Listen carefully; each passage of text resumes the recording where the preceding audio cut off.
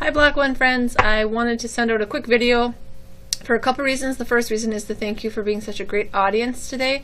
I know that Renee coming in and talking about working with students with disabilities was not on our agenda, but we know that as teachers we need to adjust our instruction to meet the needs of our learners, and that's something that you wanted to know and that you needed to know, and I appreciate you being flexible and understanding as we move through the needs of our learners. And I think it's great that you're responding to those flexible cases with grace and with happiness, and I sure appreciate that. I wanted to give you some more information because we kind of ran out of time at the end of class, and it's very important as a teacher to be transparent, state exactly what you expect from students. So what I've done is I typed up all of the different things that I want you to do in the next couple of days because I will be gone. So this is kind of like preparing for a sub. So due soon it says, and there's a couple different deadlines here. So slip the purple formative feedback under my door before Friday. Remember, that's the only way that I can tell, one of the ways that I can tell my teaching is effective and what I need to adjust or change to meet the needs of my learners. So please slip those under the door, those purple feedback forms, into my office by Friday. Your classroom management research paper outline, and remember we started that in class last week, is due at midnight on Thursday. There's a Dropbox on Moodle, so if you scroll up you'll see a little Dropbox for the outline, so you can put it there. I'll talk more about this, but you're going to be reading an article about multiple intelligences and then completing a graphic organizer, and then also the multiple intelligence and learning styles quiz. So I'll talk about that in just a little bit. And once you've done those four things, or those things, to read the article, complete the organizer, did the 2 quizzes, you're going to email me these 4 things. It's your most important point from the 421 activity, your highest and lowest multiple intelligence categories from the quiz, your highest learning styles category, and also one specific example of something you'll do as a teacher in order to meet the needs of all learners. So if you're an auditory learner and that's your highest, what are you going to do to meet the needs of your learners who are kinesthetic or visual? Or if you're visual, how are you going to make sure you hit the needs of your visual learners? So you could address that however you'd like. Just make sure that you provide one specific example. So not, I'm going to show pictures. That's not specific enough. So make sure that you provide a specific example of something you'll do as a teacher to meet the needs of those learners. So when you look out on Moodle, that parent newsletter, I think I also put that on there, is due next Tuesday, so a week from today, midnight on March 8th, and you can email that one to me, and that information is found right here. But I did want to take a moment to walk you through that learning styles and multiple intelligences. We will talk a lot more about this in Block 2, so stay tuned for that, but I also wanted to share with you some information at this point in Block 1. So when we think of multiple intelligences, I always think of Howard Gardner, and Howard Gardner had theories of multiple intelligences, and we also have learning styles, or modalities. So modalities or learning styles, I use those words interchangeably. They mean the kinesthetic, the visual, and the auditory. So students need hands-on visuals, and they also need to hear what they're learning. And the multiple intelligences here, we have the 1, 2, 3, 4, 5, 6, 7, 8, 9 of them, and they've just added a couple extra ones too. The existential is a new one that they've added, naturalistic is a new one that they've added. So this keeps growing as we're learning more about how the brain works and how people learn. So part of your assignment is to read this article. So what you're going to do is you can either click on this brain, or you can type in that address or copy and paste it into your browser. You're going to click on it, it's going to open up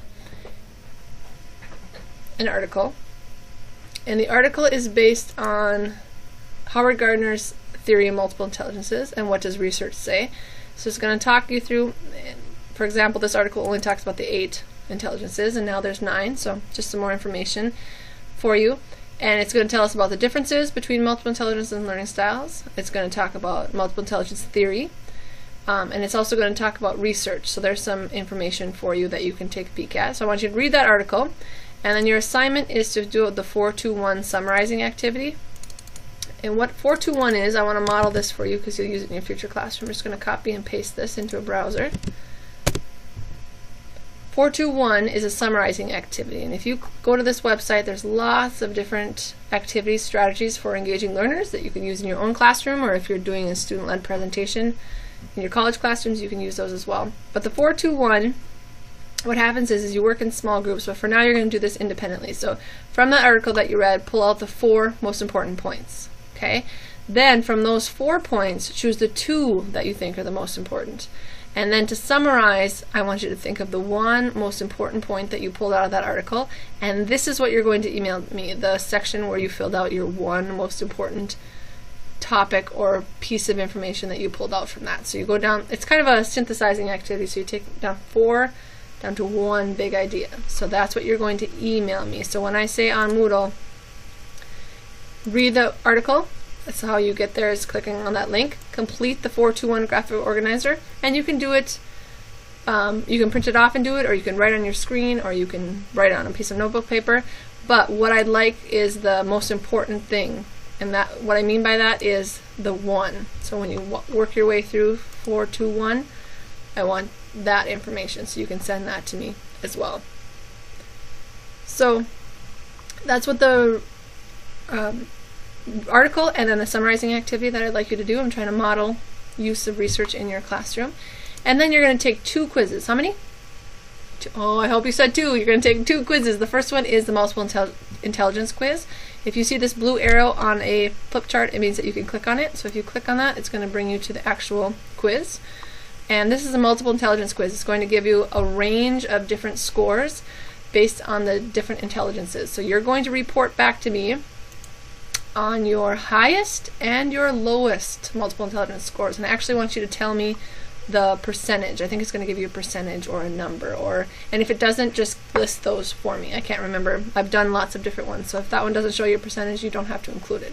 But if it does, I'd like to see that percentage. And then when you're finished with the multiple intelligence quiz, and the link is there too for you, there's also it's called a Barsh Learning Style Inventory.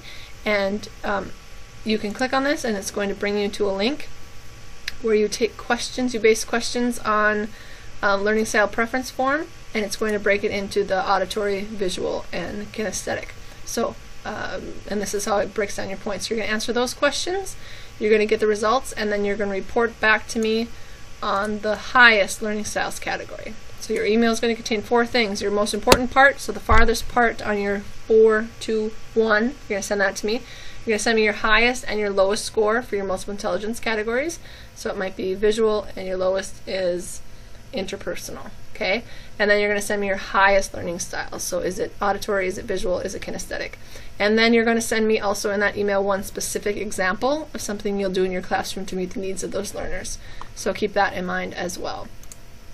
And the other information that I wanted to share with you is, and I'll have a packet, I believe I printed one, I just didn't get it to you today, so you don't have to print any of this off. But what I'll do is I'll share this with you in class, but basically, what does this mean for me now that I know what my learning style is and I know what my multiple intelligence are? What do I do with that information? So there's some handouts in the packet about here's what visual learners do, and here's what you can do for them. Here's what they like, and here's what you can do for them. Here's some clues about them, and here's some learning tips. So I think that's really powerful. So what are you going to do with this information now that you know what learning style you are? You need to equip yourself with tools and strategies in order to be effective for your students. So to recap, make sure that you slip that purple formative feedback form underneath my office door before Friday. Classroom management outline is due Thursday at midnight, and there's a Dropbox on Moodle. Read that multiple intelligence article by clicking on that little brain. Complete the 421 box and send me the 1. Take that multiple intelligence and the learning styles quiz. Send me the results of those, and then one specific example of something you'll do as a teacher. And then that parent newsletter, remember, is due next Tuesday. As always, if you have questions, take the initiative. Email me, contact me. I will be available via email the next 2 days while I'm in Taitopa, so feel free to let me know if you have any questions. And thanks for your flexibility. It really shows that you know what it takes to be a teacher. The fact that we keep changing things and adjusting things and meeting the needs of you as learners, I really appreciate your flexibility. So thank you so much, and have a great day. We'll see you Tuesday.